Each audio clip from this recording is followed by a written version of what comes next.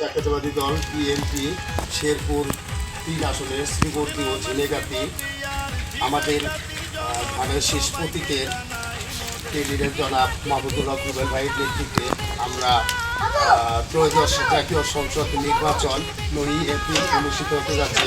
সে মধ্যে আমরা আসছি হিন্দুপাড়ায়। আপনারা জানেন বিগত সরকারের আমলে এই হিন্দু সম্প্রদায়ের যে মা বোনেরা আছে, ভাইয়েরা আছে, তারা কিন্তু সব সুযোগ সুবিধা থেকে বঞ্চিত।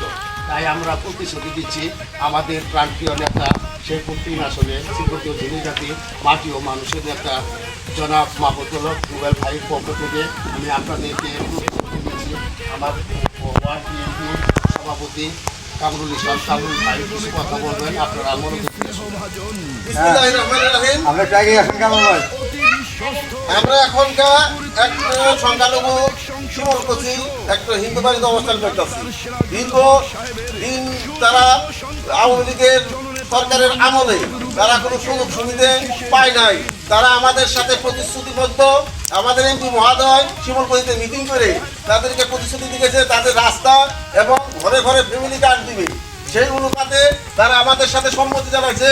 তারা ইনশাল্লাহ আগামী ৯ তারিখে তারা ধানের শীষে ভোট দিয়ে জয়যুক্ত হওয়ার পরে আমাদের প্রতিশ্রুতি যেন আমরা রক্ষা করতে পারি সেই আশা ব্যক্ত করে আমরা তাদের সাথে কথা বলে আবার পুনরায় ৯ তারিখে ইনশাল্লাহ আপনাদের সকালবেলা ধানের শীষে ভোটতে আপনাদের কাছে দোয়া আছে আপনাদের সুসজ্জভাবে অংশগ্রহণ করার জন্য আপনাদের ধন্যবাদ। আমরা কি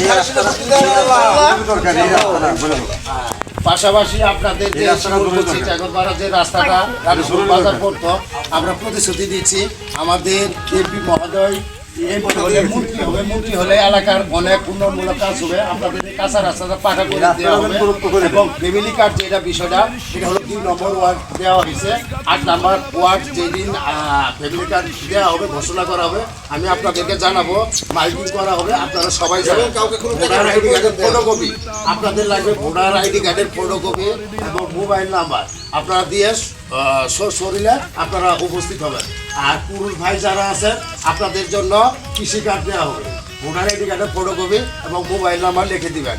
আর পাশাপাশি ৯ তারিখে আপনারা সবাই বাড়ির যারা আছেন মা বোনেরা ভোটার ভাইয়েরা আপনাদের গাড়ি থাকবে, গাড়িতে যাবেন, সকালবেলা ভোটটা দিবেন, ধানের শীষে ভোট দেওয়ার পরে আপনারা সকাল বাড়িতে আসবেন ইনশাল্লাহ। সবাই রাজি আছেন তো?